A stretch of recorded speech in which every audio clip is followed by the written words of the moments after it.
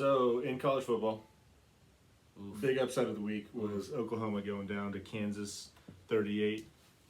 Sorry, Nicholas. Yep, tough weekend for Nick. Wild game, though. 3 turnovers by each team. 5 lead changes just in the second half alone. Kansas scored the go-ahead touchdown with 55 seconds left in the game and held on to win. First time they've beaten Oklahoma since 1997. And I heard that was the first time they've beaten a ranked opponent at home. Probably. Since or it was either ranked or top 10 ranked since like 1984 or something like that. Yeah, pretty well. So what did the dude say at the end? A monumental win. Monumental win, yeah. by the Kansas Jayhawks. And I mean, you gotta say. It was pretty cool for them. Yeah. And they rushed the field, right? They should have. I would assume so. You'd have to. I think I changed it right after it happened, but I would assume so. That was up there in their history. Unfortunately for Nick, he said, "Oh, playoff chance is done." But you guys got to lose one more because I think it's still in play that they can make it Yeah, back. it's gonna be tough. I mean, we're already down to like 4 teams that are undefeated that have a legit chance, 4 or 5. Yeah. So that does leave the door open. They're gonna have to play Texas again in the conference championship, so that is actually a plus for them. They get an opportunity to beat them again. Yeah.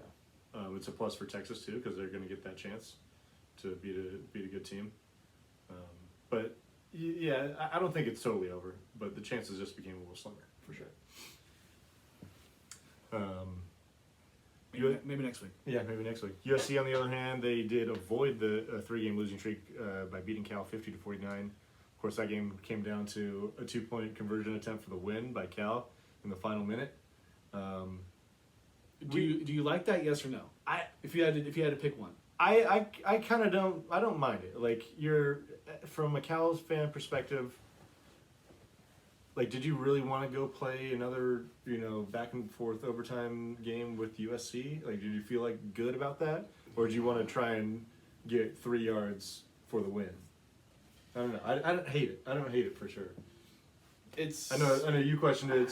Scott, who was our biggest Cal fan friend, questioned it. It's a tough situation. I agree with what you said because you like your chances against USC in overtime being Cal, and you're playing. It seems like you're probably feeling like you're playing with house money, even being in this game already to begin with. Yeah. And of course, if they win 51-50, we're thinking, oh, Cal, genius move. What a move by Cal.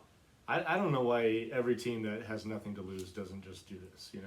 Like what's the point of going to overtime? Unless Cal had made a big comeback to get to that point. We're like, okay, I get it. Try and see what you can do in overtime. But they actually kind of let the game slip away and let USC back in it after having a little bit of a lead. So. And for USC, really, I mean, yeah, losing would have been terrible, but barely winning like this doesn't help them at all either. Oh no, I know their playoff chances are done. Right.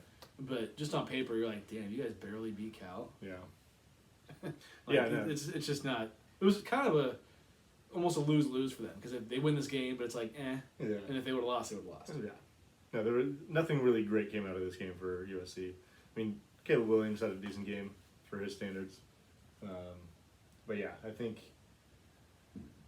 it's the USC situation. Their defense is horrendous. They can't stop anybody. You give up 49, it's not very good. I mean, they've been giving up basically 40 every game for the last 6 weeks, which is obviously not a Caleb Williams problem. So you can't fault him for some of these losses or tight games. I'm sure Oklahoma fans do, but it's fine. Right.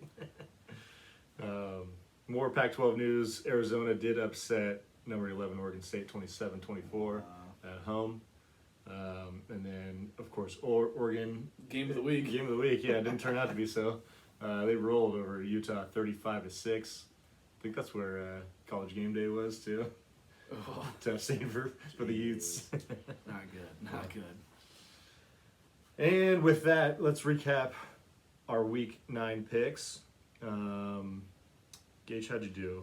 Probably not good. I haven't been good at any of this. 2-1. Hey, welcome to the push party. You finally joined it. Well, I'm just fantastic. Yeah. I'd like to thank the Academy. I'd like to thank my parents. Yeah. It takes a lot. Takes a lot to get to this point. Shut the fuck up. Appreciate everybody for helping me out. So, you did push on Ohio State -14. They won 24-10 over Wisconsin. You did have Utah +5. That was not enough points, unfortunately. A push to me is better than a loss. It is. It's, you kissed your sister, but you didn't get punched in the face. I don't know. I botched that one completely. You gotta really know to say that one. Yeah. And then, of course, Oklahoma, you had -10. They did not win the game at all. Thanks, Dylan Gabriel. Appreciate Wanna be it. Steve Young. Thanks, Nick. Appreciate it. I went 2-1. Got Louisville covered against Duke -4. My one loss was Kentucky +3.5 against Tennessee, and then got the Arizona upset outright +4.5. So records on the year now: Gage, you're 12-14-1, and I am 11-13-3. I have somehow done better in college now, comparatively to NFL. Pretty close. I mean, I think your NFL record is Not good anymore. it's 12-12, I believe. Yeah, you're 12-12, but you are minus money now. Ugh, fuck me, dude. Terrible. Once again, I thank the Academy.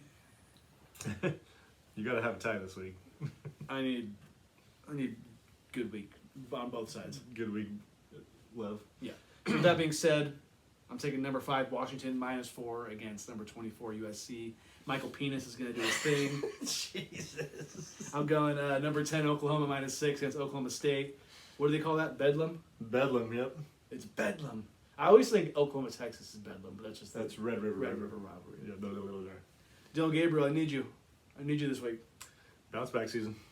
And I'm picking, of course, number 1 Georgia -16 against number 14 Missouri. I don't love double-digit numbers, as you listeners know, but Georgia, they just, are they ever going to get beaten? Ever Georgia at home, I like their odds. No You Brock know. Bowers, no problem apparently.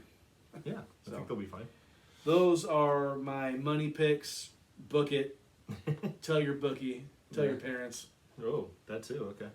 We're going 3-0 this week. I like the confidence. I am too, with number 7 Texas -5 versus number 25 Kansas State at home. I'm also taking number 12 Notre Dame -3 at Clemson. And then last but not least, I'm taking Alabama, number 8 Alabama -4 at home versus number 13 LSU. That was the only one I think I would have taken +4. I don't love either of these teams, but Nick Saban's Alabama Crimson Tide, they're kind of turning things around a little bit.